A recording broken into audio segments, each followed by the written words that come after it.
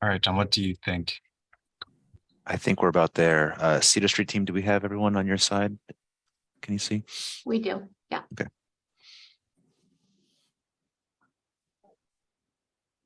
Let's get Right. Holda You're good. in and then, yeah. A couple more? Or... I think we are good. Let's go ahead.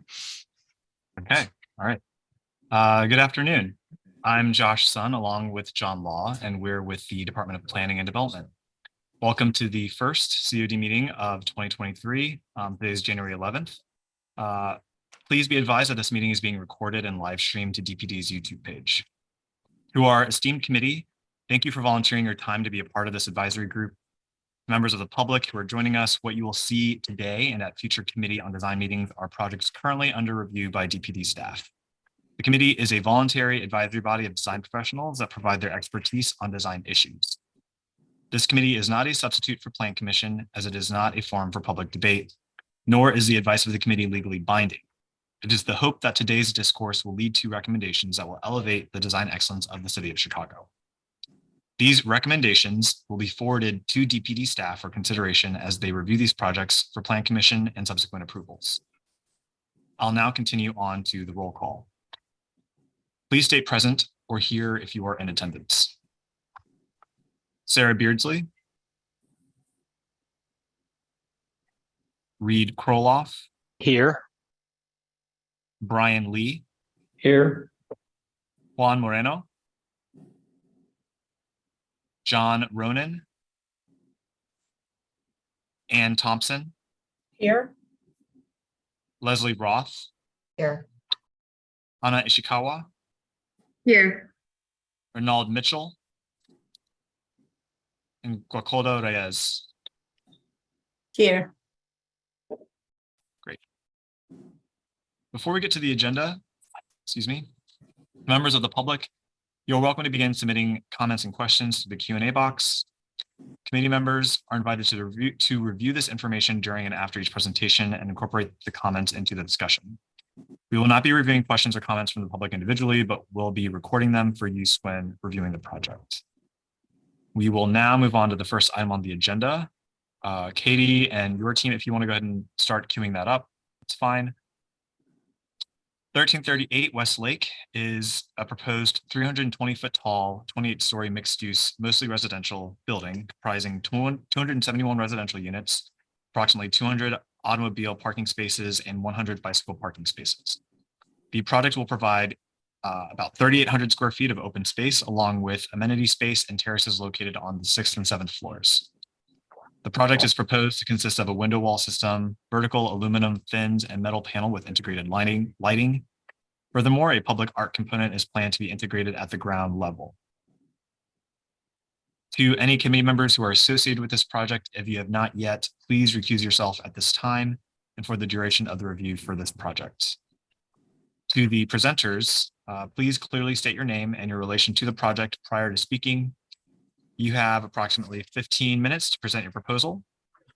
Committee members, please hold your comments and questions until after each presentation. All right, please proceed with the presentation, and again, state your name prior to speaking. Thank you. Thanks, Josh. For the record, Katie Janke Dale from the law firm of DLA Piper. We represent the applicant in this matter. I'm joined today by representatives from the applicant at Cedar Street in the conference room. We also have Devin from SCB, who will begin the presentation shortly, and our landscape architect, Craig from Confluence. Devin, do you want to take it from there? Sure, I'm happy to. Can everybody hear me clearly and see my screen? Are you able to make it full screen? I can make it a little bit larger here.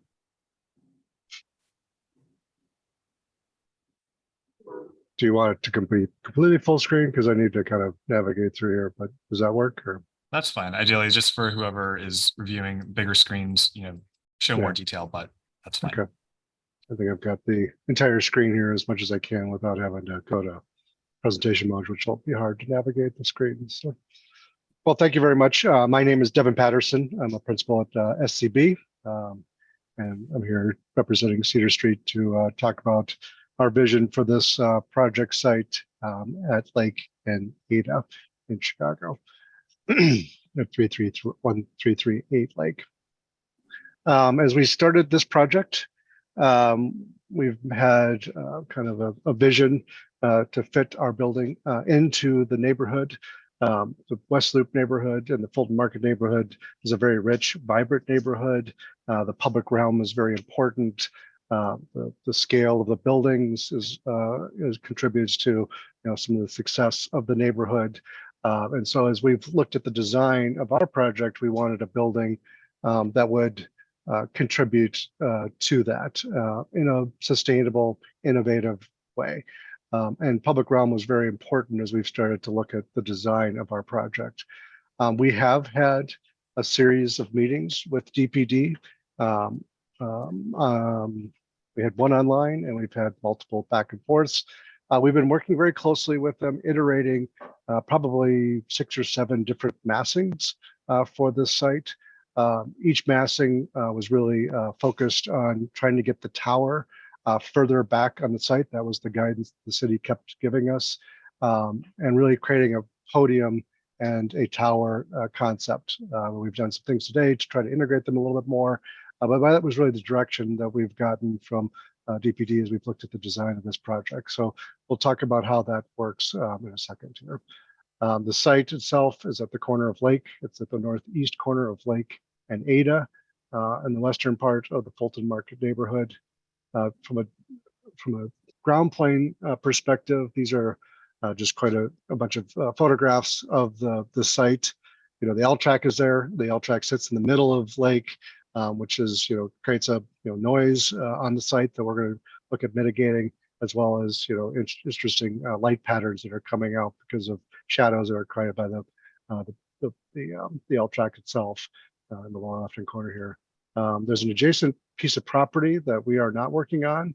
I'm not sure who's developing this, or if you've seen designs for this. I have not seen anything as of today, but this little building that's here at the corner is not part of our site. Our site starts with this beige building, which was the old Leslie Hyman storage facility. And it goes from the alley to the street, and then from the street to this interior property line. So it was a challenge to develop a building that fits in this context and try to get it so that it fits as far back on the site as possible. So it's just kind of looking at kind of the step-by-step approach that we took to this design. One thing we did look at is forming a podium that relates to the scale of the buildings across the street. So you can see sort of the dashed line of how that would occur.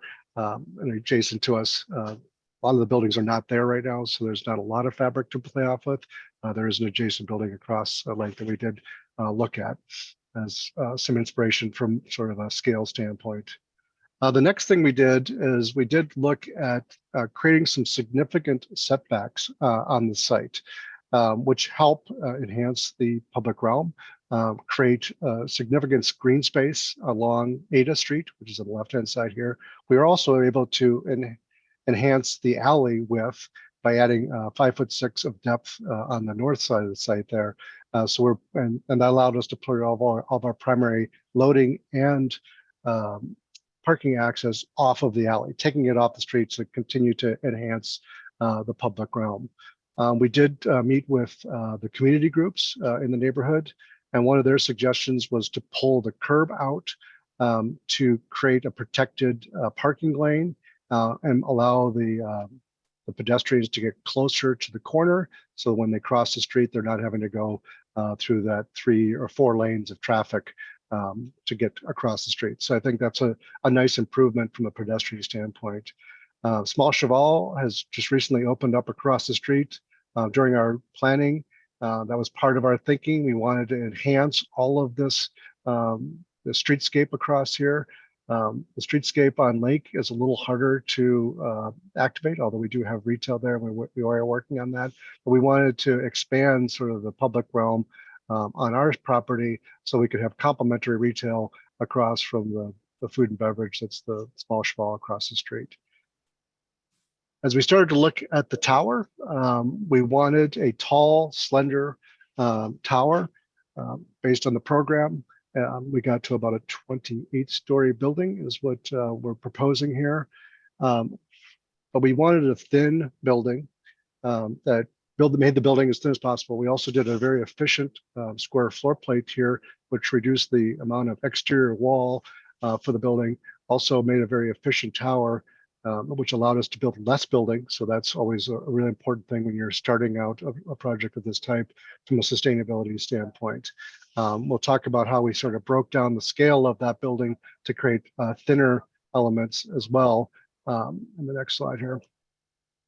So you can see how the tower itself sits on the base. We've pushed it as far to the north as we possibly can. That allowed us to have a very large open space above the podium at this at the south side here. That allowed us to have green space here. It allows light to hit our amenity deck. We also pushed it as far north as we possibly could on here without creating any fire separation issues on the north side. And we also have space on the east side of our project.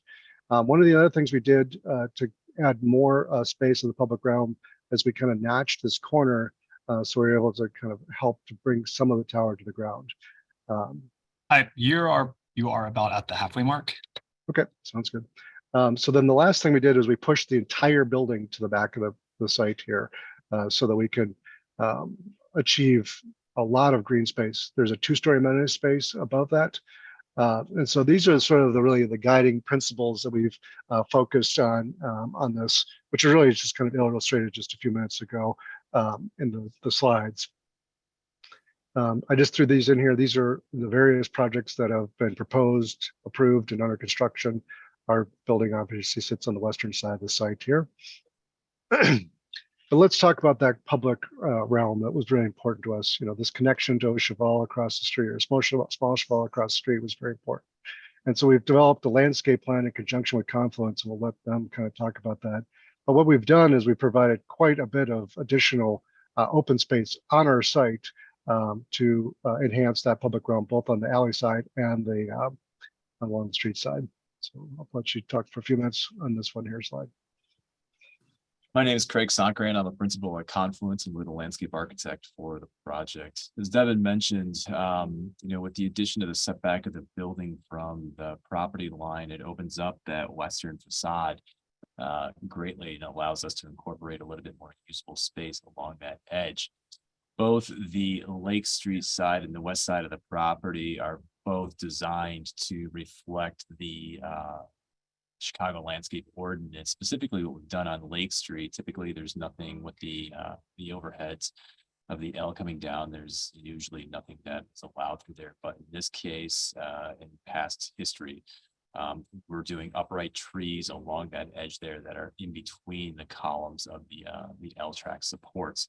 As you move up on the west side of the building, then this falls into context with adding planters at grade. We have trees at 25 feet on center. And atypical of normally what we've seen in the downtown area, and what we're seeing more of is doing some irregular shaped planting areas at the grade level to give a little bit more variance as well as some interest along that streetscape there. As Devin mentioned, we have the public artwork location at the corner, and that's a to be determined piece of work. But then as we move north along the street, we have an opportunity for an outdoor cafe with some seating at that corner there, giving visibility to that particular vendor, but then also activating that street corner as well. As we move north up the street, what we've done is started to add some landscape along the edge of the building that's kind of reflecting the same shapes that we're seeing down on the ground level, and this gives us the ability to add a little bit more green up against the base of the building. Precedent images here, you just kind of see where some of the ideas are coming from. One in particular is the upper right-hand corner, and the one adjacent to the lower left of that. That's a current project over in the Fulton Market area. That's 400 North Aberdeen, which we're part of. So again, we're seeing, some more based on previous comments we've heard from the city, adding a little bit more green at the base of the building. So again, this is kind of a similar context, but again, you can see we're trying to add as much green as possible along the edge of the building here. Planting palette, trees, typical of what we're seeing downtown now, as directed by CDOT and forestry both, but we're also looking at, a variety of ground plane materials that are for season interest, as well as incorporating as many natives as possible, or at least pollinators. Thanks, Craig. And as part of our design exploration here, we were brought an artist by Cedar Street who we're working with as our client, that's working with this group called Lead Pencil Studio. They're out of Seattle, a husband and wife group that does these architectural scaled installations in various parts of the city, and they're doing a project, I think, in Seattle or Portland with Cedar Street right now. So we're very inspired to see how we can integrate potentially some of their artwork into our project and really create a building integrated design with the art and the architecture. So that's something we've been working on. We're still kind of working through the details with them, but our vision for it is to include it as part of the design of the podium of the project.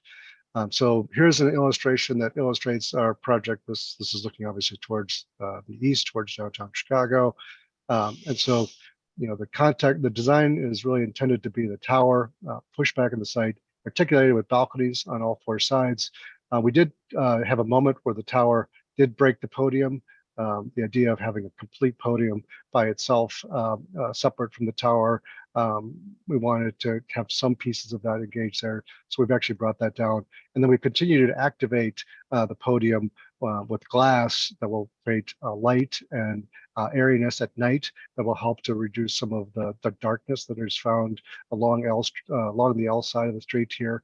And if we look at the building, kind of looking towards the east, this really shows where all the amenity spaces are. So, you know, to contribute to our green roofs and things like that for sustainability, we'll have two amenity spaces, one above the podium and one at the top of the building. This is really intended to be sort of the kind of the chill area with indoor amenities. Top would be the pool and green spaces here. Again, we've done some things to articulate the east facade, which will go up against the existing property line. So there's consistency architecturally around the entire base. You have about 5 minutes left. Thank you. So the podium itself, we've really tried to create a very dynamic podium that is active. So we're looking at creating glassy areas at the corner where that re-entry corner happens. We've integrated that artwork that we just showed from Lead Pencil Studio into the corner. That would be kind of seen from the base here, so it could be really interactive. We've highlighted entrances with glassy elements that could be lit at night, as well as parts of the tower down into the base to activate that. And we've also looked at integrating lighting into the facade itself to enhance the lighting of the public realm here. We've created ample street front here of retail on both Ada and Lake that wrap the corner. We've created outdoor space, as Craig said, for planting, but also for seating. So you can sort of see how the density of that occurs. This is an image without the piece of artwork, but the intent is to really do something there. As far as the innovation, we're looking at this Talon wall system to provide a glass slab edge exterior facade that works very well for residential building. It also allows us to take some of that sort of the syncopated rhythms that are found in the artist's work below and the podium and integrate it with the tower with this thin element that would project out on the broad faces, and then we would remove it at the corners so we can kind of highlight these 4 pinwheeled corners here. And then design, you know, these are some precedent images of how we could potentially integrate light. We did want a darker base to this building to kind of differentiate it from the buildings across the street, which are brick. And so we wanted something that was a little bit more substantial there. Another thing that was a concern was how we're going to mitigate sound. This is a project we did up on the north side of Chicago here on Altgeld and Lincoln, where we actually put in perforated metal panel that helped to absorb the sound from the L and was very successful in that project. And I think with that, I can kind of finish up the presentation. We do have all the primary floor plans of the building and all the primary elevations if we need to circle back to that. But we're very excited to hear your comments and discussion about this project. All right.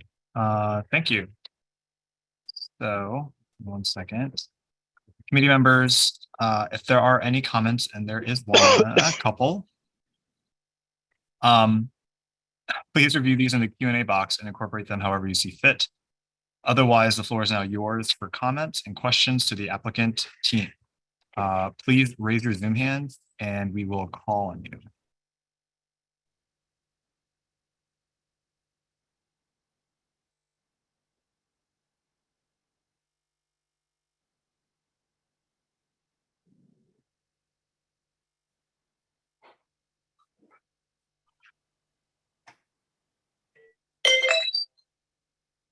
Hi, Leslie. Hi there, Devin, thanks for your presentation. Really appreciate the thoughtful approach to this building. Question for you is, I didn't hear you talk about the sustainability elements related to this project or any high performing building characteristics. Would you mind sharing a little detail about that, please? Sure. Like I said, we've fundamentally tried to make the building as efficient as possible. So we're starting out with that as our baseline, is building the least amount of building to provide the most amount of residential space for that. So I think that's, by doing that, it's allowed us to make a skinnier building. From a sustainability standpoint, we're looking at providing green roofs on a high performance wall. It's illustrated as glass, but it would be glass in a spandrel system that would meet the performance required by the city of Chicago for exterior facades. And I think that's kind of what I have as far as specific sustainability components for this discussion today. Reed? I was going to ask the same question, and Devin, again, thank you for your presentation, which was clean and clear, and I appreciate that. And also, congratulations to you for even thinking about working with Lead Pencil. They're an amazing group, and I'd cut a floor off the building to save the money to pay for a lead pencil installation, but that would be the developer's decision, not yours. I'd like to hear a little bit more about sustainability. You got fins all over this building, and yet it's a building in the 21st century where every single side of it is glass. And north, south, east, west, with seemingly without regard to the differing solar conditions of the building. I'm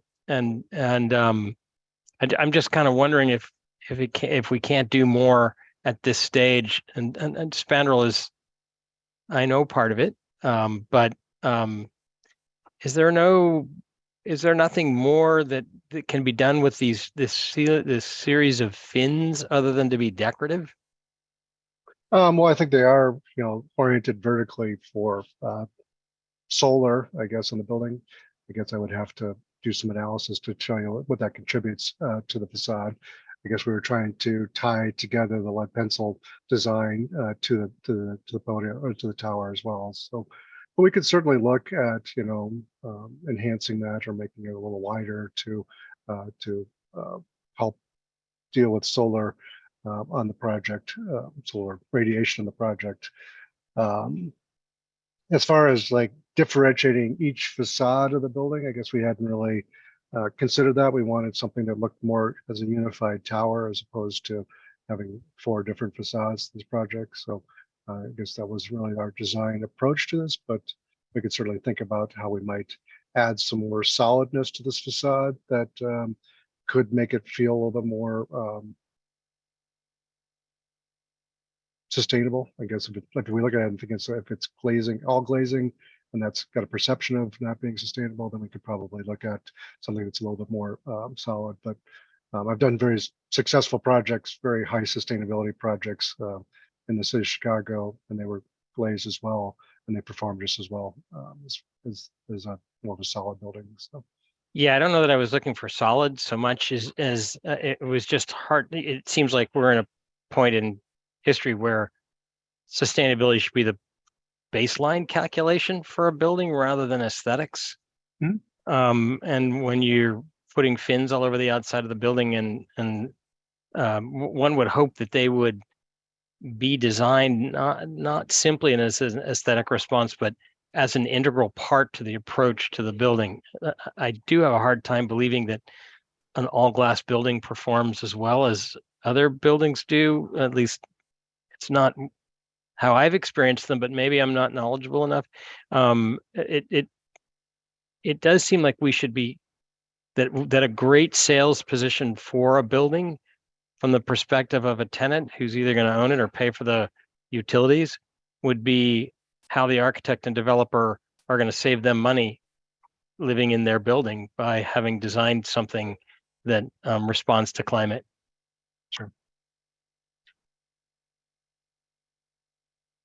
Thanks. Thank you. Anna, do you want to go next? Sure. Thank you for your presentation. I would also like to ask in regards to the glazing, what kind of bird strike mitigation are you designing into this building? Because all of these glass buildings, you know, the moment I see skies that are reflected on your building, I start to get very nervous about that. And so if you can talk a little bit more about that. Great. Yeah, I mean, I think our approach to this, and we were very conscientious of bird strikes, and we've done this in various cities. We really focus on the base of the building, which is where the migratory birds are, and they fly the most. So that first 50 feet, and so that's why the base is actually solid and as little glass as possible, so we don't create the fly-through areas down the lower levels. And so that was one of the focuses to the podium design, was to be bird friendly. I think the upper levels of the building, I think we can work with the developer to reduce daylight or lighting at night. I think those birds are also attracted to lighting and to these amenity spaces. I find those are the biggest problems in our residential projects. Is so if there's a way to dim the lights at night so that the birds are not attracted to those spaces and fly into those clear glass areas, I think that's important. So, but we can continue to elaborate on the bird friendliness of this in our response. I do think, you know, the moment we are right up against the West Loop with the tracks, I do think, I'm not sure that the lower levels are where all the birds are going to be because of the city conditions. And so and I'm sure that you are planning to probably put vegetation on that pool deck. And so I think some kind of mitigation system for your lower levels of your tower is probably necessary to kind of help along. Sure. And then the other thing is your plans do conflict. I think, Craig, your plans are saying that Lake Street is 14 feet wide, but the initials plans say that they're 7 feet wide on Lake Street. And so we should just verify whether those trees and that planter will fit in this area. And so there was a little bit of a conflict between their plans. I'm not sure which one is correct. Yeah, we can confirm that. And then I do think perhaps currently the residential entry is a little bit hard to find in your plan. And maybe that is the intent, but I do think some kind of measure to indicate the residential lobby as a primary entrance is important as well. And so if we can look at that, that'd be great. Sounds good. Yeah, I think our renderings don't really illustrate the lobby. We don't have a detail there, but we can provide that as we evolve the design.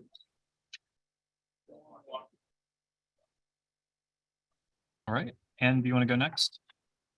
Sure. Josh, did you say Ann? Yes, I did. Sorry. Okay, sorry. Thank you for the presentation. I have a couple comments. I did want to reiterate some of the dialogue around sustainability and would encourage you to sort of consider a more robust strategy as it relates to that. Particularly, I don't know what if you've put any thought into sort of energy efficiency or if you've considered an all-electric offering as a residential program, but that might be worth considering given where the market is headed. Mhm. But then I also might, well, I have two other comments. One is about the public art. I, first of all, congratulate you on including that. Again, I think it's a really exciting part to the proposal. I wonder if, as you consider it, if it can sort of creep in to activate the podium facade as well, as opposed to a separate element. And that probably goes into my, larger comment is about the parking podium. I know that providing parking as part of a residential building is important in terms of the marketing. I wonder if you could talk to us a little bit about how you came up with the quantity of parking that you're providing. And then it obviously is presenting this concern that we have parking podium on all facades of the building. And I wonder if you considered providing a more active use, particularly on this primary entry facade, where you do want to create a kind of lively street life as part of the project.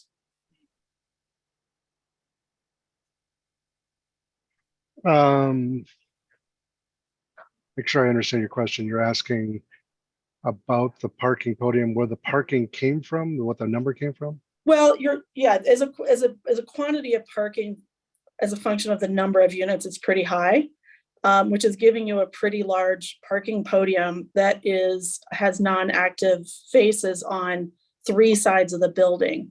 And I'm curious if you've considered providing a more active use, particularly at the entry facade of the building, where you do want to, I see where you're trying to create a more active kind of plaza.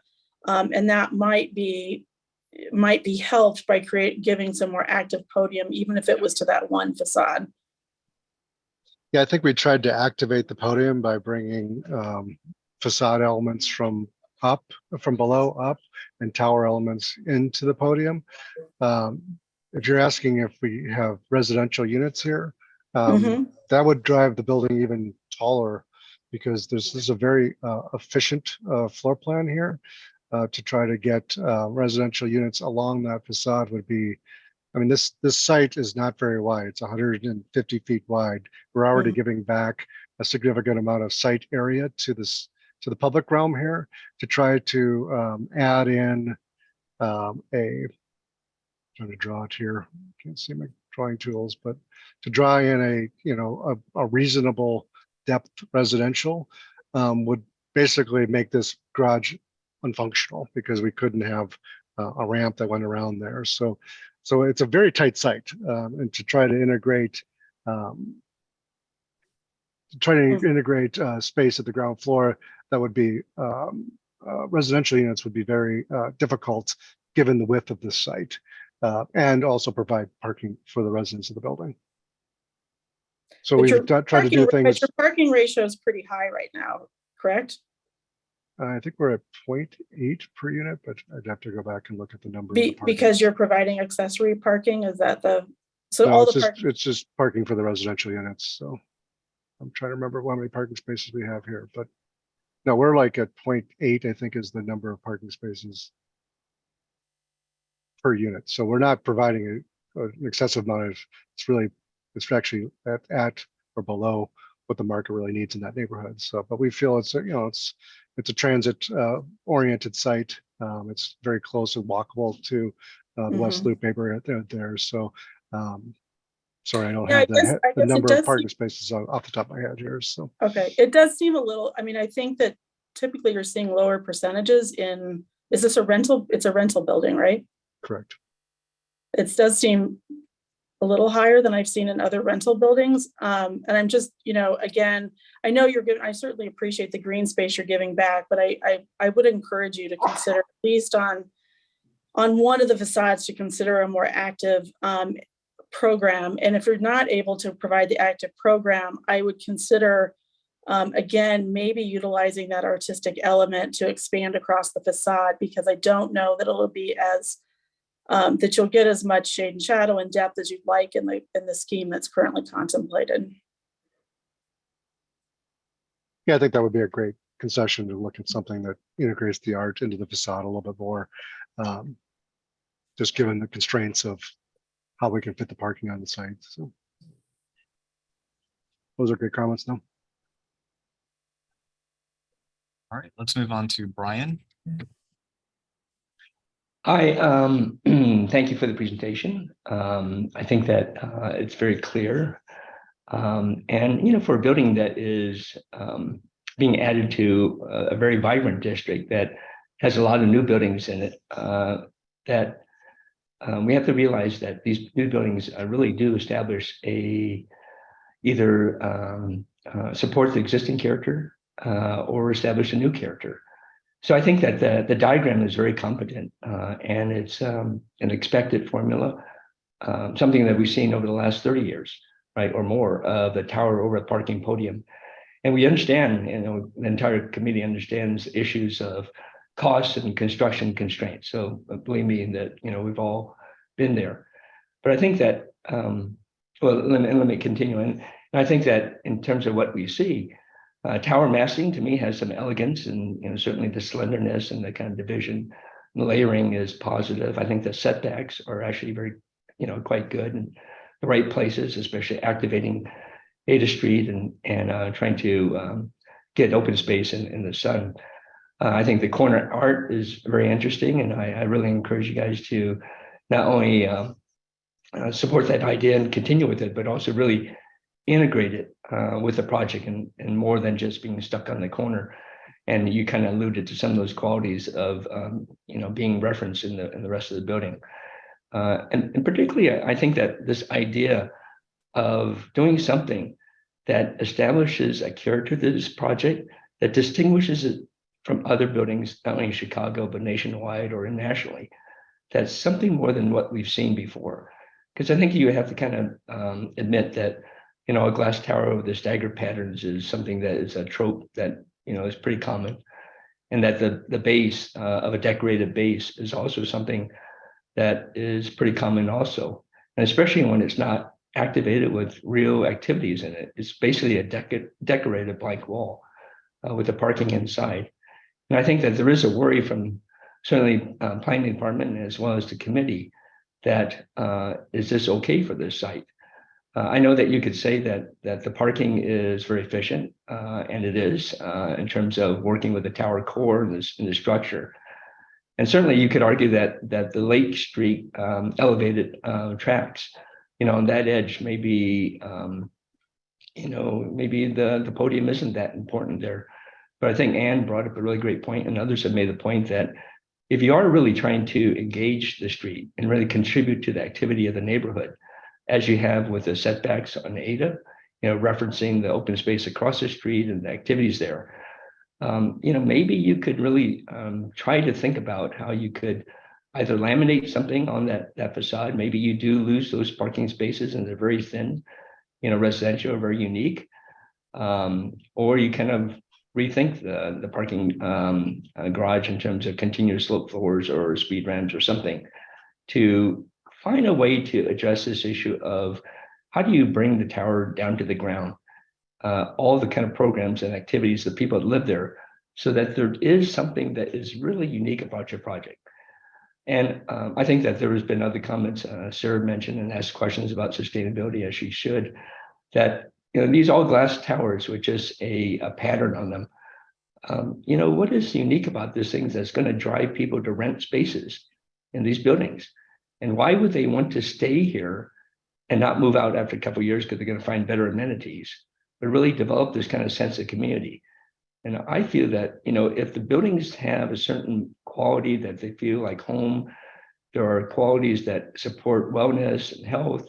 There's connections outdoors. I don't know if you have operable windows or not, or is this vents, are there more balconies, or is it kind of quality of porosity to the facade? What are the ideas that are performative rather than just decorative that you could take and add to the buildings and the tower to make it something that's unique and really becomes a very desirable place to live, and not just something that is on a list of 20 other buildings that look like this and have the same kind of diagram. So I think that part of it is, can you do something with the base? And, does it really have program, or is it really just decorative? And if it's decorative, does it really have something to do with the art that really makes it spectacular in terms of that quality on Ada Street? Can you do something to the tower that, working within constraints of your budgets and your schedules and your programs that really go beyond just the skin and create something that, you could work with as an architect to express in your building that's about how do you live in the city of Chicago?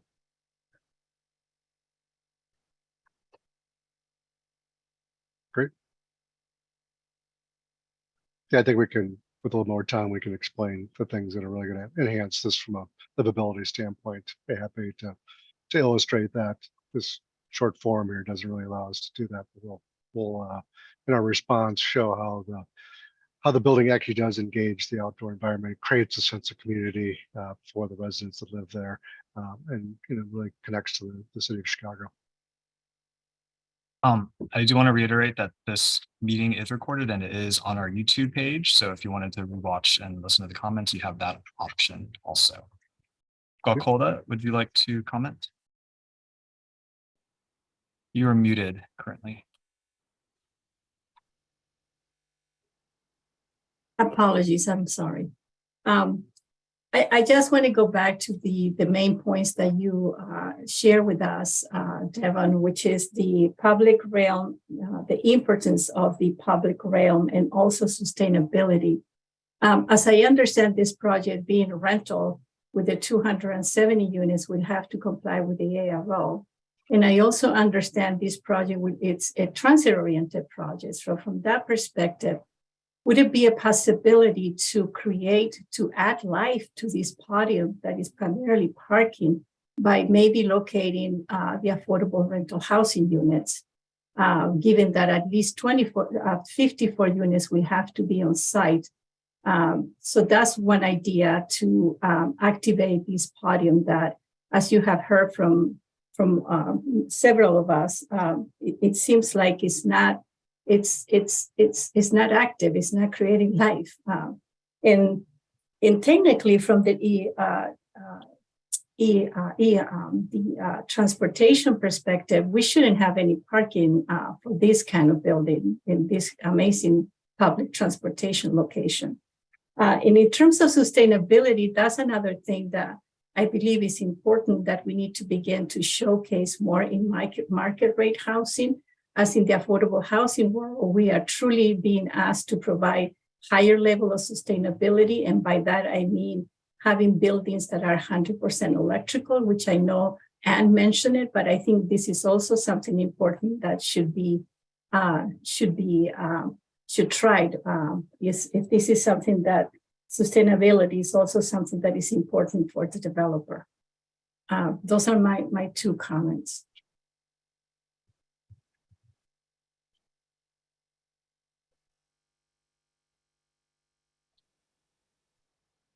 Would the applicant like to respond? No, I think I understood that we need to focus on sustainability, and we will have a little bit more of a robust discussion about the sustainable aspects that are already included in this design, but maybe just not as highlighted in this presentation. So we'll work on that, and we'll continue to work on the activation of the Ada streets. So did I understand that you were trying to get affordable housing at the lower level there, or put it somewhere offsite? I didn't understand that component. No, the idea is to locate the affordable housing units at the lower levels, because we understand that these are the levels that are least desired because of the location, the noise, right? Yeah. But this building will have to provide 20% of the units on the building. Yeah, So- and I didn't think we were looking to put them in a specific area of the building. We were looking to distribute them throughout the building so it's fair and equitable for people, and instead of I putting mean, them down. I agree with low. that, and I support that for sure. I do support that idea, but at the same time, we're trying to see how we can truly walk away from this concept of the podium for parking. Gotcha. This is an idea that we could offer. Maybe we can have some of the units. I don't know, maybe you eliminate one of the podiums. I believe that you also did a similar building, which is a comment that it was in the chat by Mr. Butler, that on Randolph Street also, that it provided 0.31 for parking ratio instead of this one that I believe is 0.71. It's 0.74. It's what we're Right. providing. I mean, we could certainly look at doing less parking. I'm not sure if my client wants to do less than that, but we can talk about that with them. All right, Reed, would you like to have, I will also mention that we have about 5 minutes left on this project. Is there someone else who'd like to speak who hasn't spoken already? I'm sorry, I didn't. I don't Pay see any attention to hands. I that. think you can go ahead and just comment. Okay, great. I do want to draw a pencil underneath this a little bit, Devin, that you're hearing from every single person who's spoken today that the base of the building is troublesome. And we haven't even discussed the east side of it, where you've got a 5-story blank wall, which to me is just kind of surprising. And I know you said it was articulated, but I looked at your elevation and it is not. Devin, can you go to that slide? Be happy to, yeah. And actually, Yeah. I've got. Give a detailed day shot. elevation. Yeah. So I mean- so this is the podium this is let me just make sure I've got this, the north, this is the east side here. So this is the facade that you're referencing here. So So So it's a it's- 5-story blank wall with some light trays in it. And I know you guys use the precedent of the shop building in New York, the Sharpless Holden Pasquarelli building in New York, which is kind of an unfair reference because almost 40% of that facade is glass that people are looking out of, and this is just solid. So I just But this does look into an interior property line, and eventually there will be a building built up against here, I would assume. So based on the density that could be built on that side. So sure, I still think there's more you can do there Sure. than you're doing. And I want to just draw the line under the fact that every single person here has had the same 2 comments, that there's real problems with the podium, that it's a large black box. And the fact that it's glazed in one corner is a sort of minimal response. I mean, you kind of have to do that to activate your street. But I think that everybody is suggesting that you should give yourself a little more freedom here from the building over a box kind of model that there's too much of. And I know that you're struggling with this because there are some zoning or there are ordinances here that suggest that, and you're behaving the way you thoughtfully should. And now you're getting a response from the committee that's saying you've got more room here. Sure. And I can imagine one thing, everybody loves the lead pencil art, but here, this is a good thing to look without it. If you peeled off all of that Alucobond or whatever it is that you're using on to clad that base and gave that budget to Lead Pencil Studio, you could end up with a base of this building that was like nothing else in the United States. That would also satisfy Brian's question about creating something that's unique, where the art is actually fully integrated into the building. And again, finally, on the glazing of the building, I think you're hearing people say that this is a pretty standard 30-year-old model, all glass, all sides, not much else to the facade, that there may be ways that you can approach that facade, and maybe even the lead pencil stuff climbs up the outside of that building or that part of the building. So that there's real opportunities, and you're coming to the table with some good ones. And we're encouraging you to give yourself some more freedom without gobbling up more budget. But starting to look at it as, where can I make a trade-off? If I don't have a skin on my parking garage, maybe I can have more art. If I don't have as big a parking garage, maybe I go up a couple floors and it's taller. The building's a couple floors taller, but I get a facade that I can expose as residential. That's another option. I'm not suggesting you do both.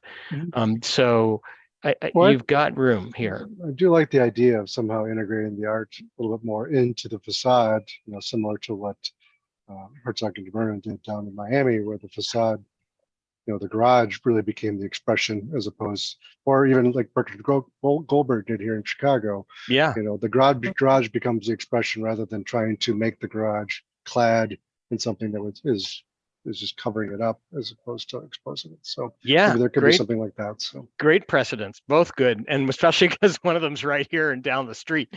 So yeah, that's wonderful. So you're just, this may sound like we're being strong about this, but I think we're all looking at, we're looking at someone that we think can obviously do this, and encouraging you, go at it, man. Great, I appreciate that. I think those are great comments. Great, thank you very much. You bet. All right. If there are no other comments, I believe we will go ahead and move on to the second item on the agenda. All right. Thanks for Okay. everybody's time. Appreciate it. Thank you all. Thank you. Can I just confirm that the applicant team for the second item is present? Can someone say something or raise your hand? They're here, but I think they need to get promoted. Let me know if you need, Okay, let me see. looks like John's working on it.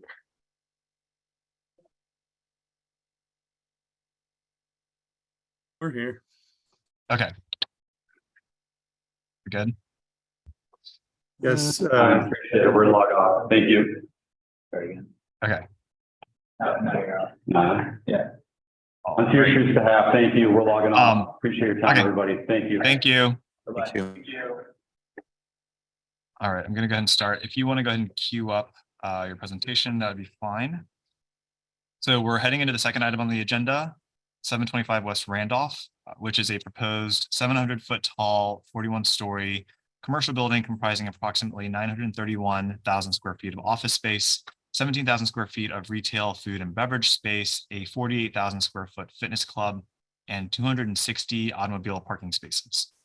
The project will provide approximately 11,500 square feet of public open space along West Randolph Street and West Washington Boulevard, and approximately 40,000 square feet of outdoor amenity spaces and terraces for the tenants located on floors 4, 8, 14, 17, 20, and 26. The building is primarily proposed to be constructed with a vision glass and aluminum window system with metal fins and frames. To any committee members who are associated with this project, if you have not yet, please recuse yourself at this time and for the duration of the review for this project. To the applicant team, please clearly state your name and your relation to the project prior to speaking. You have 15 minutes to present your proposal. Committee members, please hold your comments and questions until after each presentation. Hi, Josh. It's Rich Clowder. Let me see if I can just get this teed up. Rich Clowder, Katie Jenke Dale, we represent Related, the developer of the project. I want to just introduce the folks on the call on our team. Mike Pfeffer, Will Tippins, Nick Malat, Charlie Trottier, and others from Related. The project architect is New York-based Cohn Pedersen and Fox, well known to this committee. They are represented today by Trent Tesh, Frank Cruz, and Rodney Bell. Trent will begin the presentation in just a moment, and our landscape architect, who will also be presenting, is Brad McCauley from Site Design. As you noted, just the quick zoning parameters here, 725 is located within the boundaries of PD 1230. PD 1230 was amended most recently in 2020 to facilitate a mixed-use project, which was anchored by a 370-unit residential tower of some 550 feet in height. Since 2020, Related has pivoted and now sees this project in terms of an office use. And the original PD, like this proposed amendment, included 2 sub-areas. We're only talking today about sub-area A. Sub-area B remains unchanged as it includes the Haymarket Brewery, and the overall PD boundaries also remain the same. So we're really just talking today about the larger sub-area, sub-area A. We understand the committee's commitment to understanding our design philosophy and the innovative and sustainable features of the project. So those are at the heart of our approach and our philosophy. And without further ado, let me turn it over to Trent Tesh. Show you my running clock. Trent, Hello, everyone. Control of the presentation, do you not? Yes. Hello, everyone. Go ahead, take it away. Hi, thank you. My name is Trent Tesh. I'm a design partner at Cohn Pedersen Fox. We have a lot of information to cover and very little time. So I'm going to read from my notes so that I convey all the information accurately. Okay, sorry. Really excited to be a part of this and really excited to be a part of this project. And I really want to thank you all for being a part of this meeting today. Our post-pandemic design is innovative in an approach to office programming that prioritizes lifestyle through wellness and sustainability. We aim to create a contemporary architecture that is grounded in the industrial character of Fulton Market. These that you see are the district guidelines that we've used to define and inform our design. Our site is located on the eastern edge of the Fulton Market District and to the west of the Chicago Loop. This aerial plan shows that most of the pedestrian flow will come from the north and the east along Randolph and Washington streets, The site plan is heavily influenced by the need to enhance that pedestrian experience. Our building highlighted in orange is part of an active redevelopment of Fulton Market District. Most importantly, we are aware of the 2022 Chicago Climate Action Plan and are working towards those goals through a thoughtful selection of materials, energy efficient facades, efficient mechanical systems, and electric ready building infrastructure. 30% of the tower floors will have connections to useful outdoor space. This will enhance productivity and improve physical and mental health of the occupants. A porous and active ground floor plan, rich in public amenities, will help bring people back to the office. This innovative lifestyle workplace uses outdoor workspace to provide flexibility and promote wellness through social activity and connectivity. Views of the site from the southeast, the west, the northwest, and the northeast. The Haymarket building on the upper right will remain on the site. Just a site plan to show you that the heavy pedestrian flow anticipated along Randolph and Washington streets. Our site provides generous green landscape plazas that Bradley will talk about in a second. And they will enhance the public experience as people enter the neighborhood. The approved 2018 PD included hotel, residence, and gym. The approved 2020 PD was more complex, adding office. The proposed 2022 plan on the right is simplified to a single lifestyle office use. We anticipate reduced site activity and congestion. Chicago has a tradition of great architecture, old and new, connected together with mass transit and beautiful public spaces. And the Fulton Market District has unique character, historic grit, and industrial charm. Our site here is an important gateway connecting the Chicago Loop to Fulton Market. We achieve this connection through scale and architectural character. We are inspired by early and mid-century traditions of Chicago architecture and want to continue this important legacy. We put a lot of thought in how the tower meets the surrounding context. Here we show two useful precedents where scale of the architecture is mediated with a distinct base. In our design, the podium is detached from the tower and has a unique character and scale that aligns with the Fulton Market context. We also create textured facades along the highway. Large scaled window frames define the character of the podium, and we create a 4-story vertical feature to clearly announce the entry. Along the street, there's a restaurant lobby, the office lobby, and the entry to the Equinox Gym, which will occupy the floors of the podium. The Randolph Plaza is envisioned to have public art as part of its cultural programming. Another view of the podium from the southwest shows the Washington Street Landscape Plaza, the textured facade of the parking structure, and the active program along the street. The elevations of Halsted and Washington have a layered, warm-colored facade that are inspired by the neighborhood. Active storefront uses and projected canopies along the ground floor create an appropriate pedestrian scale. And just a little bit about the details. The details here, we've designed them with 3-dimensional relief that speak to human scale. And so we're very much interested in creating that texture, the shade, the shadow.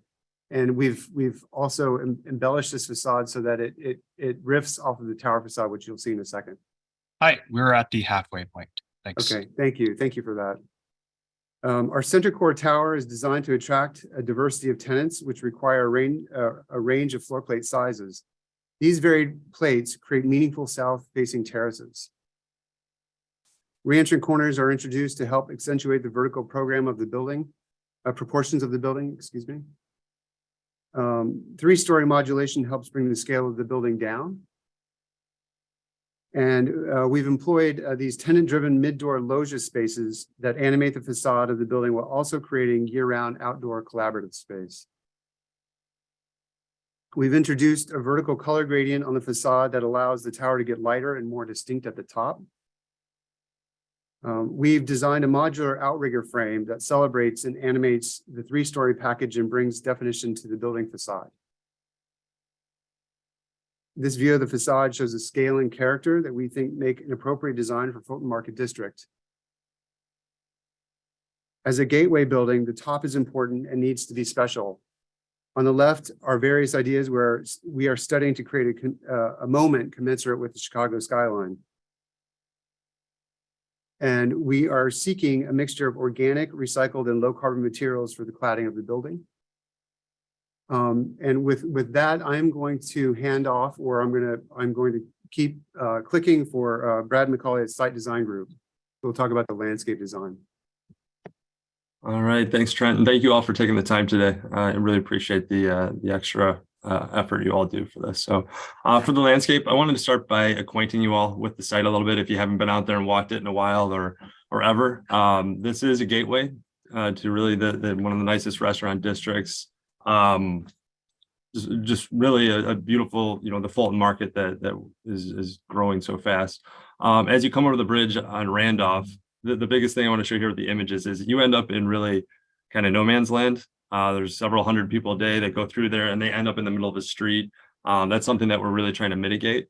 And along Washington to the south there, it's really a narrow corridor. And if you go to the next slide, I want to show what was approved. So this is the existing PD that was approved, a large plaza space, several trees, a very long drop off. We do have the service drive there that we're trying to mitigate and ensure people can get across. It's certainly a better experience than what's existing.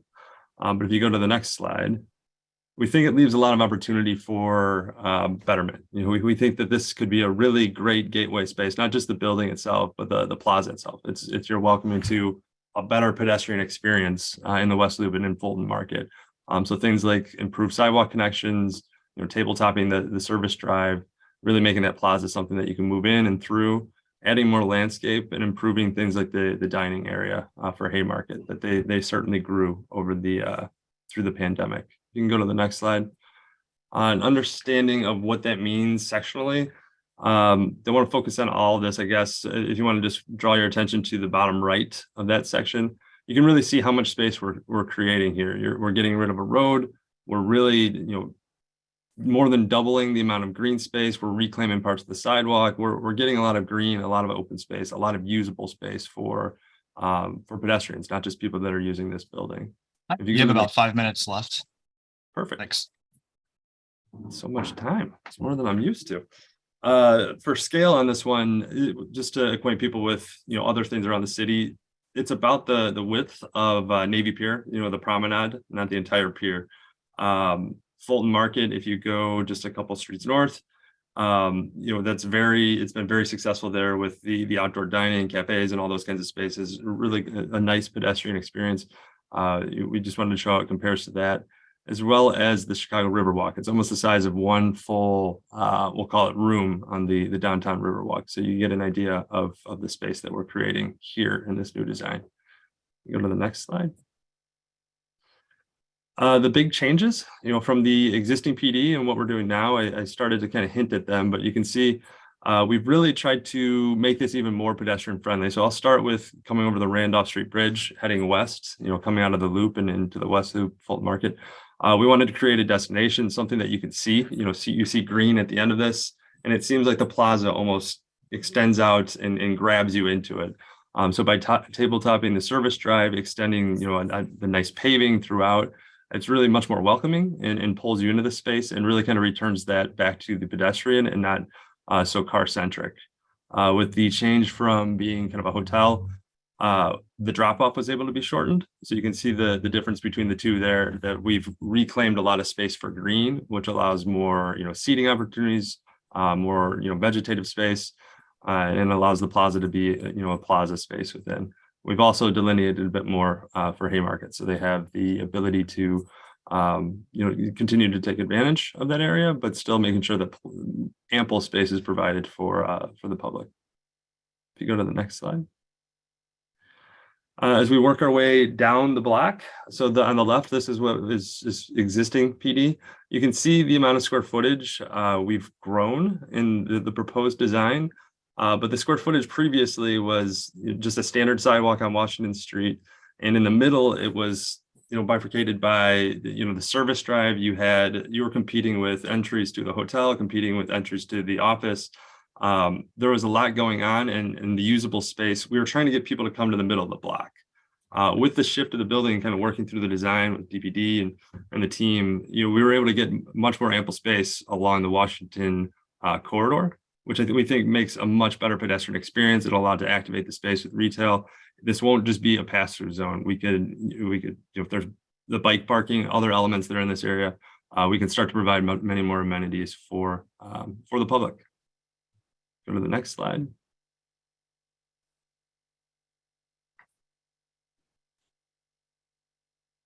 There we go. I just want to tie this back to the zoning code and how we really kind of the general intent. This definitely ties back to providing open plazas, public gateways, and the design really, the open space. It's provided, for sunlight exposure and the places where people want to be. And with that, I think we're done early on time. I wasn't expecting to have so much time here. So thank you all. All right, thank you. We were told to move quickly. Perfect. You guys are perfect on that. So committee members, it looks like there are a couple of comments. So feel free to look at those and incorporate them however you see fit. The floor is now yours for comments and questions to the applicant team. Please raise your Zoom hand and we will call on you.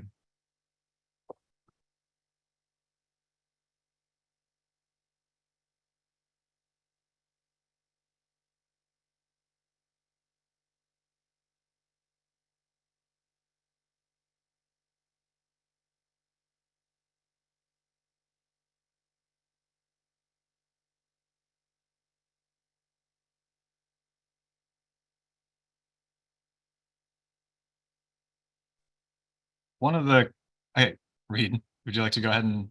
Somebody has to start. Somebody has to start. It's always like Thank being the kid that won't sit on the front row in a classroom. Like, okay. First of all, I want to thank you for the presentation. Amazingly speedy presentation.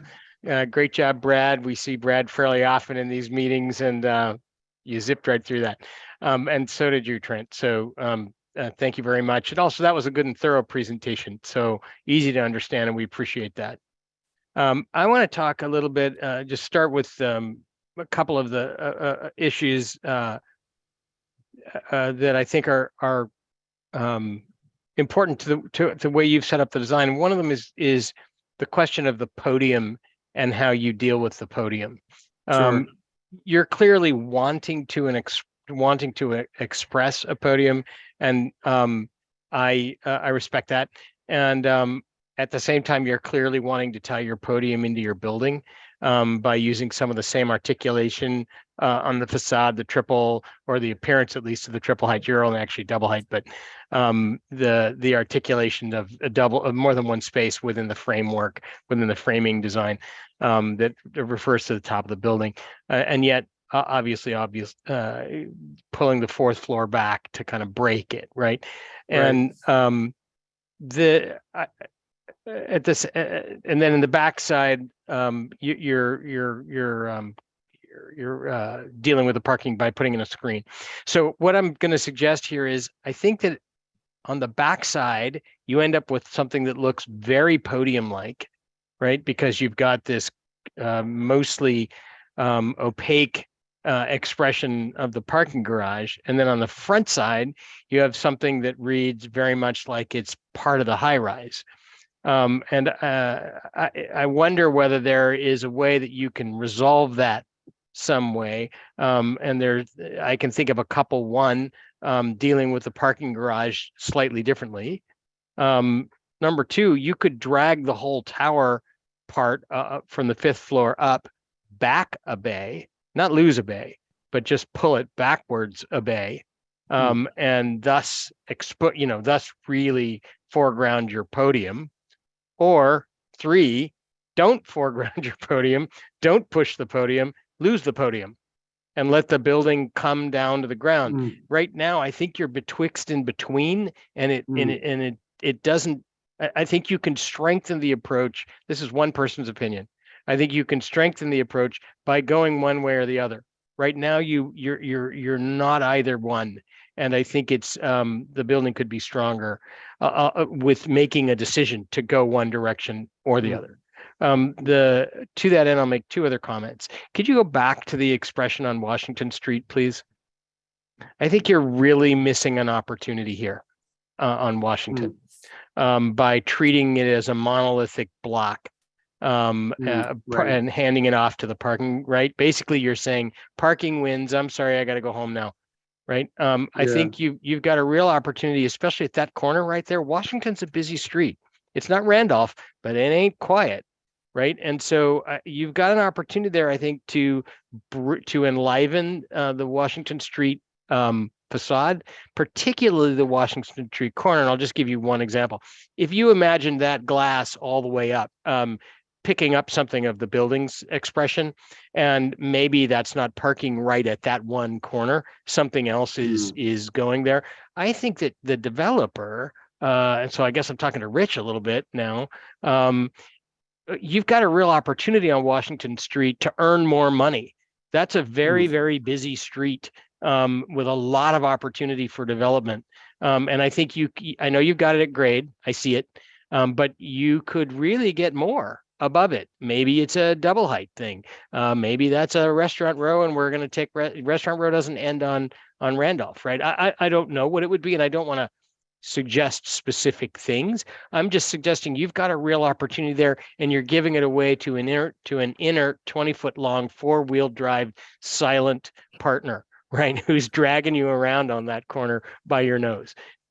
And given the amount of sophistication on the rest of this building, I think you've got a real chance to do something even more than you're doing on Washington Street. And with that, I'll turn it over to some of my otherwise apparently somewhat shy colleagues. There goes Brian. Well, I think thank you for that, Reed. I appreciate those comments. And I think, we were kind of playing with this idea of breaking up the building and the mass of the building on the corner. And I think that's a part of the project that I think we need to do a lot more work on. The parking plan itself is quite, as you probably all know, is quite difficult to kind of put into this floor plan. But I do think we can figure out some vitrine moment or something along that corner that might animate that southwest corner, which I think could be kind of cool. And then I really appreciate the feedback on the Randolph side too. I think we were just to elaborate a little bit on our desires, is we were thinking of really taking this idea of the tower that's wanting to kind of relate more to the downtown core, the Chicago Loop, and the bottom, thinking about the bottom being a sort of a good neighbor, and how those two kind of meet at this position that is really a bridge between the downtown core and Fulton Market. That's what really got us excited about isolating this podium and creating something that was a bit of a distinct element. Well, and congratulations for you for doing it. And great on you. Good, boom, extra points for pulling out the carbide building, right? Which manages the same thing with a simple thin 3-inch change of depth of material, right? Yeah. And you guys are actually doing it, because you can see the expression of the frame thicken on your podium, right? Above not the 4th floor, obviously, but on the 5th floor, right? Because you're getting a lot more surface area to your metalwork. I think I think you could lose the 4th floor setback. And I don't say that in terms of building amenities. I'm not trying to lose amenities. Right. I'm talking about expression here.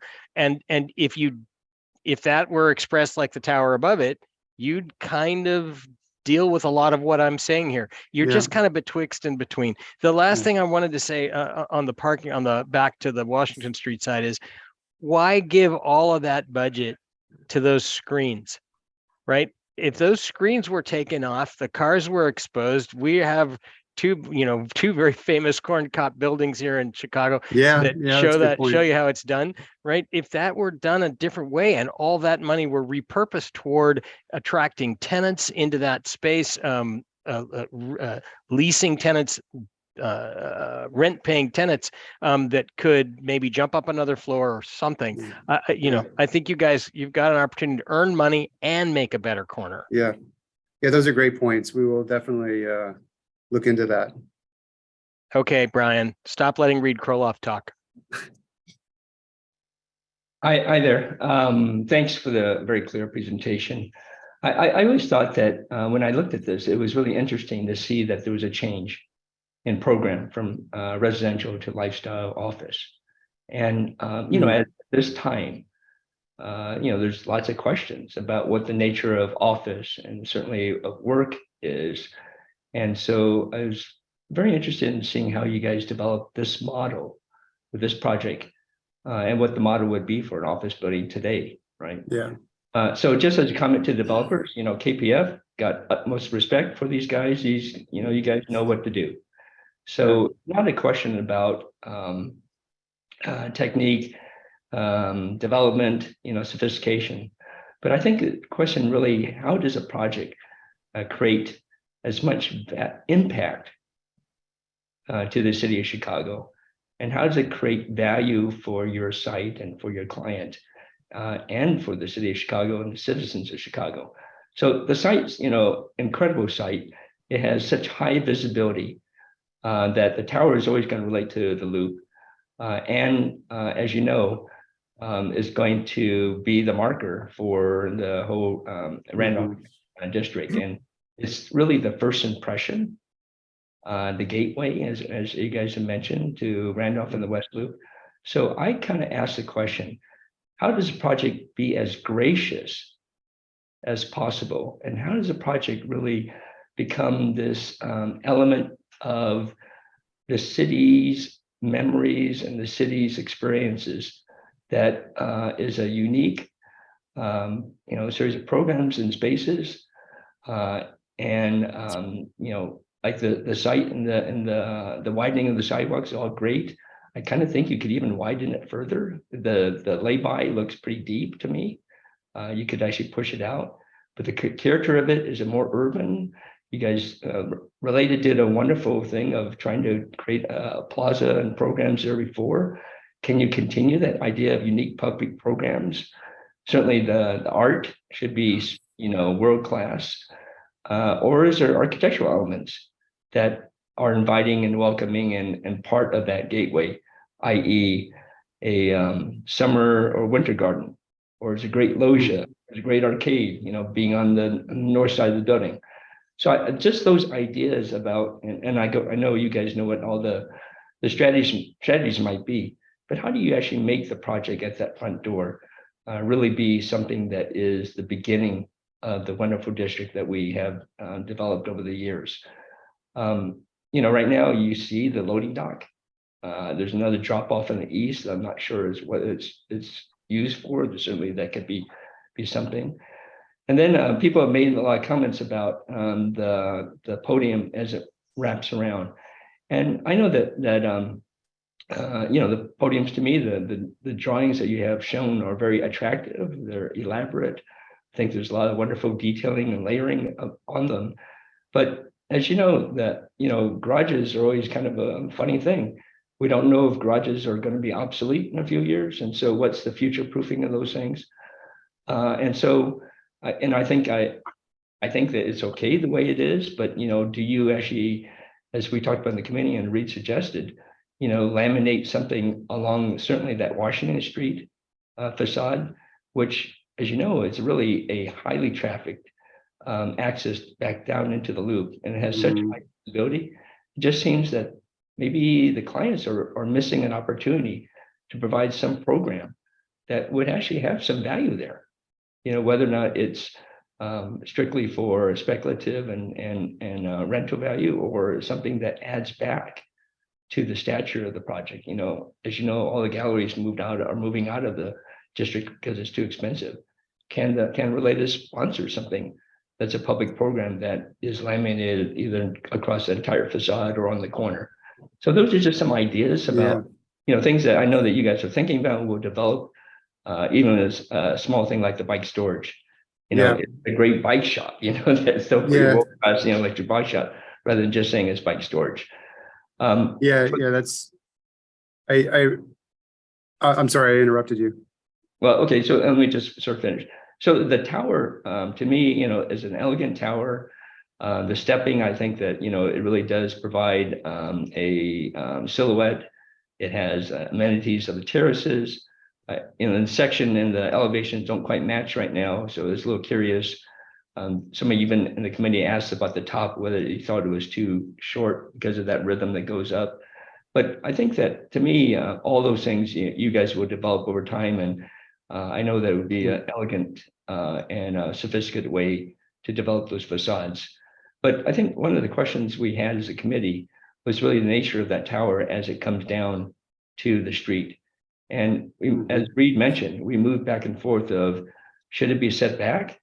So you do recognize the lower scale, or is the gap enough, in terms of that reveal?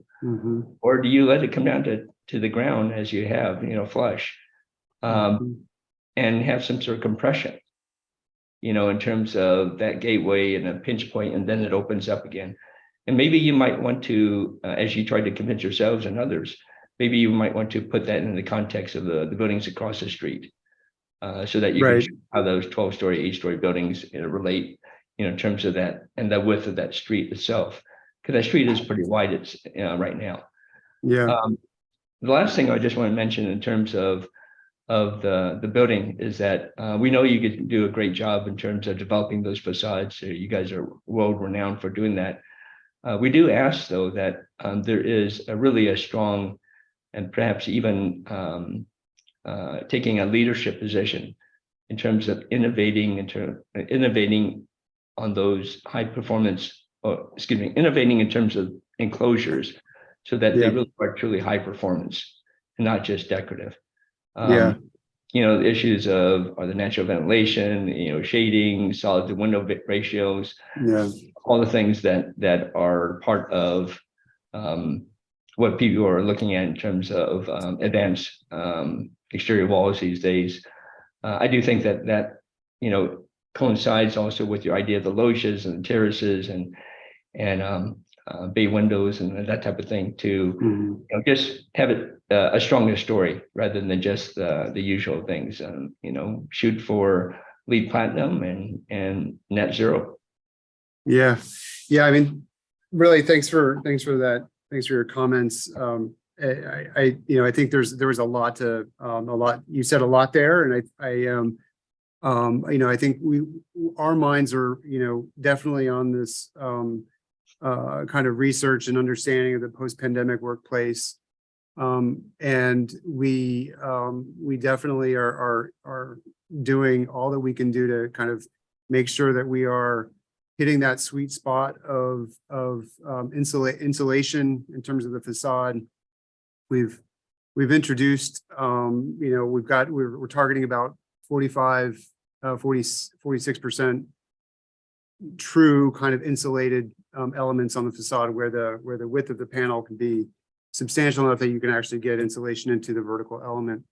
And then, of course, all of the spandrels are insulated, so that we are trying to achieve that kind of daylight harvesting and really trying, doing that all to size the equipment appropriately.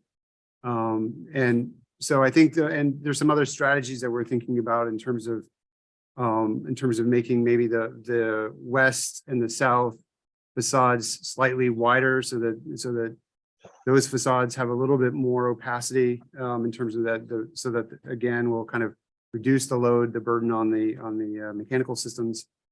So we are there. Those are kind of things that we are really researching and employing on the building design itself. Well, can I jump in for 1 second, Trent? Because I got to respond. My old friend Brian brought up a lot of things that I want to.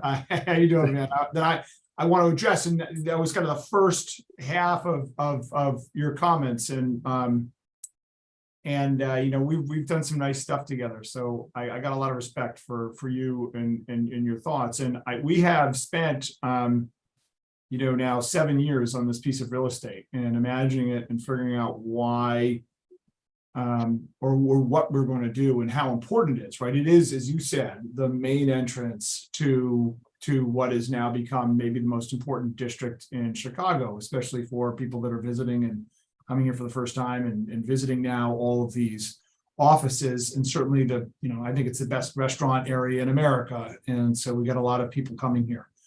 So, and we took that very seriously. As you know, we tend to focus on architecture and design. It's why we brought Trent on. I was very enamored with his 55 Hudson Yards building. And I think we've tried to say, and I'm very careful of not New Yorkifying things, but I want to take great ideas and bring them here. But we wanted to build a really cool building. And you mentioned it several times. Why is this a spot that people want to go? Why do people want to come back to work? I mean, if you look at this outdoor deck that we're going to have, and it's not just the big, massive 20,000 square foot outdoor deck with a pool you really don't see in office buildings that we're going to do. It's that continued articulation that we do in the building, which not only makes the building look neat, we think, but also gives us these incredible outdoor spaces for all of the tenants in the building. So it's a very unique experience in that it isn't, it's a very active, fun, interesting building. It's not just one more massive glass tower, that there is some beauty to that. And if you look at kind of the row along Wacker of all the buildings that we tend to look back at from here, there's some real similarity to them, i.e. they're just glass towers. We're trying to do something different and interesting, something that really, as you come out Randolph, heading west, this building will be important in the skyline in perpetuity. And so we want to do something really special. So not only is it special vertically, and you see all of these really cool outdoor spaces that give you an idea, or you could look at this and say, geez, I guess it's an office building, but look at those really cool spaces. That's what we want to do. And then when you get to the ground plane, and Trent can articulate this, as you're well aware, Brian, way better than I can, but we wanted to be active and interesting, right? And so that sidewalk that you say could be deeper is actually somewhere around 5 times larger than a regular sidewalk, maybe even more today. It's an enormous space. And, that is a public space. It's a space to be utilized both for, the restaurant, the smaller piece of the restaurant that we have at the base of the building, but also for public events. And then this amazing piece of art that we're taking very seriously at the front of, this area that's so important. So we want this announcement to be inviting and fun and a great public space with incredible art there that makes you want to stop and take a picture or just admire it and say, this is a really cool spot that I'm going into. And so we've been extremely focused on that. As you're aware, Brian, we don't sell our buildings, right? So almost everybody else that you're going to see presented to you, I think 90% of the developers in Chicago build their buildings to sell them immediately. And that is a fine plan, but you build a building very differently when you're going to sell it within 6 months after you finish it than if you're going to own it for 25 years. So we're building for the long term here. We think this is a unique spot, again, that we spent 7 years assembling all this piece of real estate, and we want to build a building that really stands the test of time, something that is special today, but has legs, so that when our first leases, they may move out, we have a building that everybody wants to be in. And so that activity and the action and that fun, because again, how do you get people back to the office? They've got to want to be there. They've got to say, this is a better alternative than, sitting in my living room. And we want to create that at this spot. Yeah. So that's, I want to jump in. We have about under 10 minutes left. So if you want to finish your comments, we have 2 other people that want to comment also. Okay. Nope, that's it. And then Trent can comment as well on it. Can I just add one thing? So thanks, Kurt. It's we have a lot of confidence in both Related and KPF of doing the right thing here and doing a beautiful project. I just thought of something though, that as you were talking about this issue of that plaza, and maybe this is just, Trent, you guys will figure out a bunch of different ideas, and I know you come up with something. But if that was this notion of an expanded plaza, and maybe this issue of the base relating to both the historic district scale, but also allowing the tower to be staying where it is, maybe it requires something that's about, again, part of this idea of graciousness, and maybe it's a great canopy that comes out and establishes a datum, but it covers that north side of the sidewalk that doesn't get any sun, provides a place when they're waiting for Ubers, you know, and all that kind of stuff to go to the restaurant or go back to the loop. But it's just a way for, how does your building engage that public realm in a not just a typical way, but really in a very powerful way that, you know, makes it so unique. And so, you know, you guys will come up with something, and Kurt, and, you know, I know you guys, you know, have kind of a leadership position in terms of developing, you know, the right kind of properties in Chicago. Thanks, Brian. Yep. Sarah, would you like to go? Sure, thank you. Well, overall, it is a very impressive project, and I think especially the overall renderings are very effective in showing a building that's got a level of refinement. And to me, I love seeing a developer bragging about the fact that you've got 55% glazing, because that's, as architects, that's where we want to see things going to for the climate change issues. I think that the facade, the one thing I wanted to say was that looking back at the Chicago tradition, we have all these beautiful facades with this articulation on them, but the Miesian tradition is always to have nothing that is non-essential and everything being very integrated.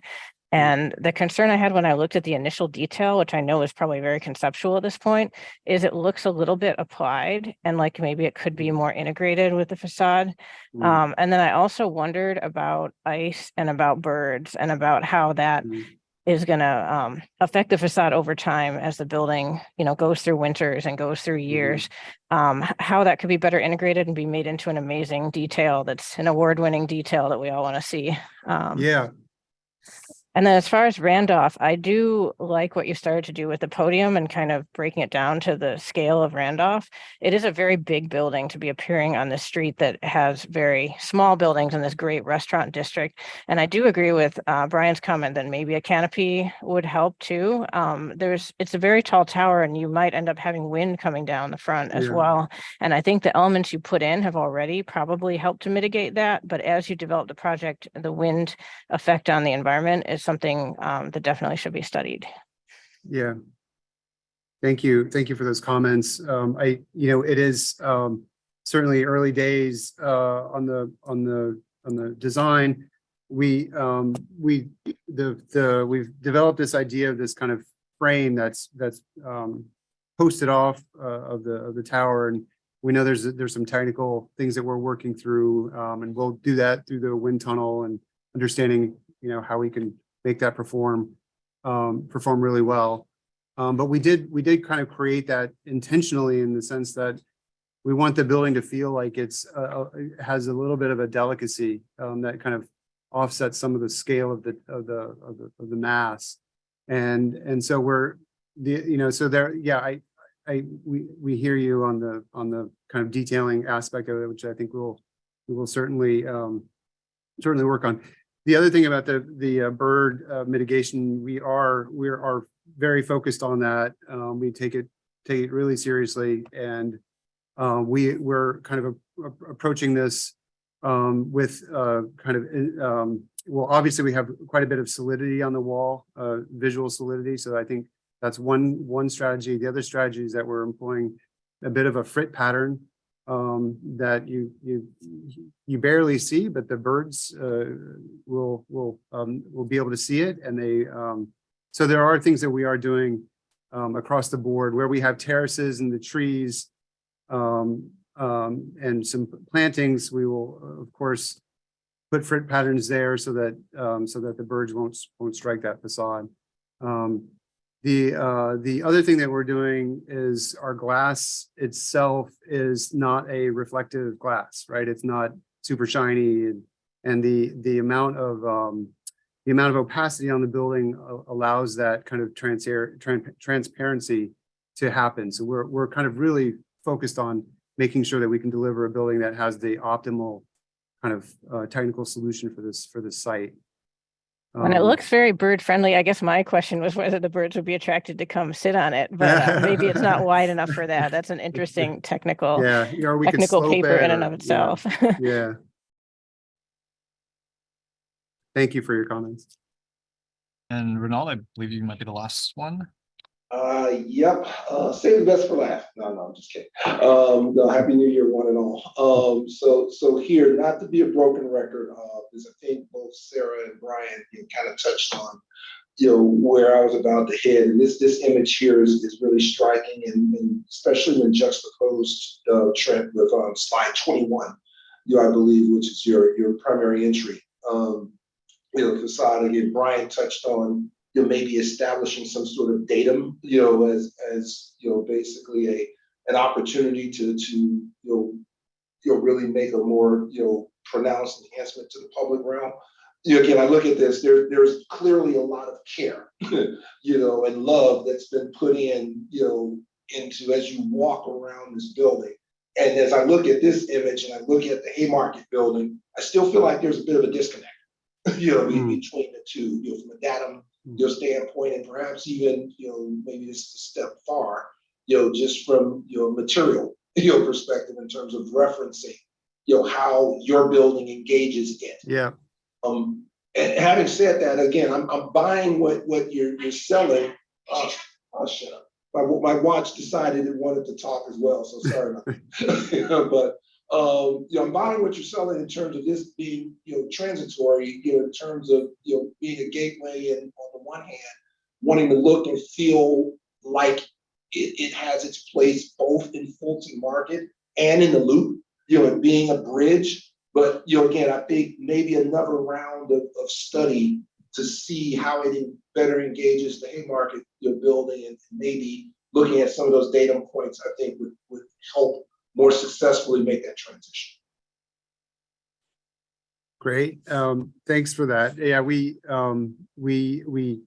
set out, on this kind of design to think, that we wanted to kind of like pick up on that the data in the Cornice line and make sure that we're in range, so that if somebody were to kind of point it, to look at it, that the podium and the Haymarket were the same scale. We do want to kind of elevate. We've talked a lot internally and with Related about this idea of kind of creating an elevated industrial aesthetic that doesn't necessarily pander to sort of the brick or the texturing of the historic stuff, but do it do the kind of Fulton Market in a contemporary way, which I think is what got us super excited about kind of thinking through the materiality and the texture and the pieces, the elements that make those windows in the detail. And I think maybe one way to connect our podium to that Haymarket is a little bit more about the detail, or maybe the impression when you get up close to the building, that maybe there's something in the detail that kind of harkens back to some element of the Haymarket. So I appreciate your comment on that. Appreciate the effort, and again, the level of care and love, it's evident. Thank you. All right, are there any other comments regarding this project? And if not, I believe that will essentially call it to a close. So before we adjourn, on behalf of DPD, thank you again for all of your critical thinking and thoughtful comments on these two important projects. The meeting will now come to a close. Thank you for attending and sharing your thoughts. We hope you'll come back soon. Thank you. Everyone. Thank you. Thanks, everybody. Everyone be well. Take care.